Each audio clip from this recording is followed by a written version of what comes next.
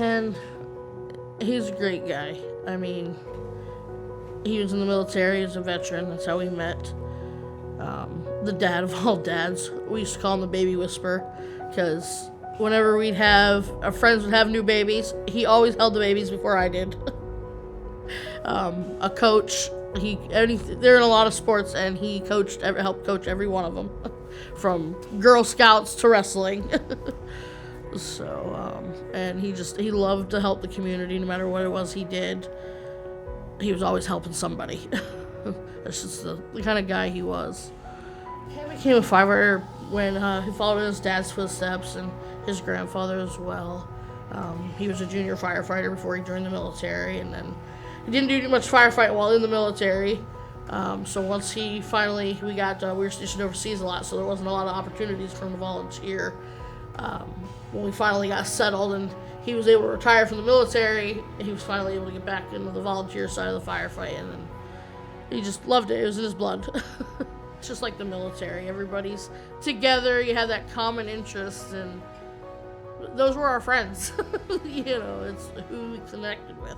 The Cascade City Farmer Rancher Rural Volunteer Department. I know, it's a mouthful. It's because it's a small town. It's pretty active, and he did the EMT side of it as well. Most of his calls were medical calls, but they did have most of the car accidents, not a whole lot of fires. Summer's real big for the wildland fires, a couple of those. He actually got to fight his first wildland fire a couple months before he passed. Was his first one he got to go on, and I was all amped up and excited for that. That would have been the highlight of his summer, I think, that year. Ken and I, we met in the military. We had the same job, so we met in tech school. We parted ways. He went and was stationed in Guam. I got stationed in Vegas. He got stationed in Italy, and then we reconnected.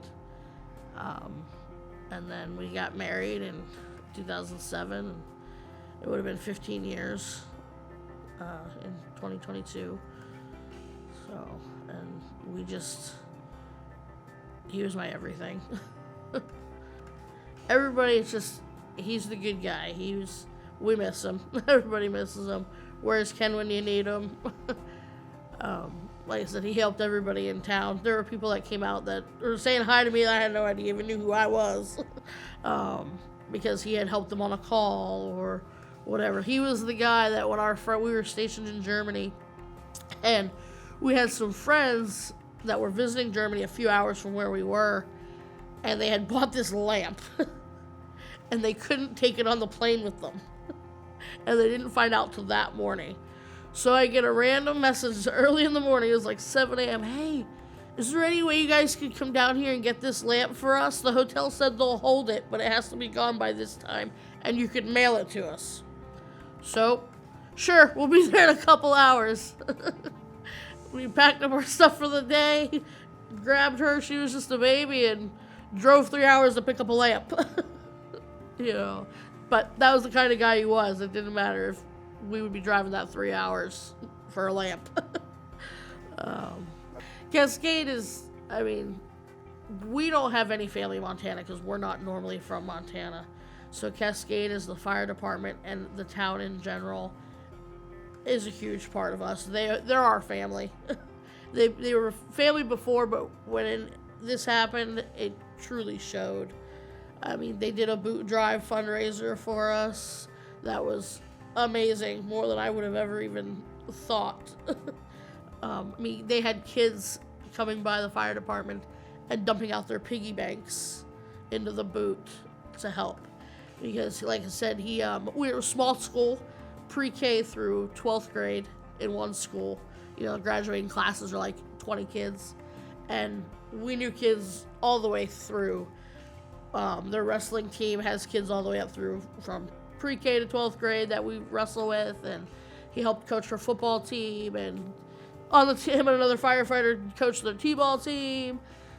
And I ran the Girl Scouts, and he helped with that. So, we knew all the kids in town all the way up. And so, aside from my own kids, a lot of those kids were affected as well.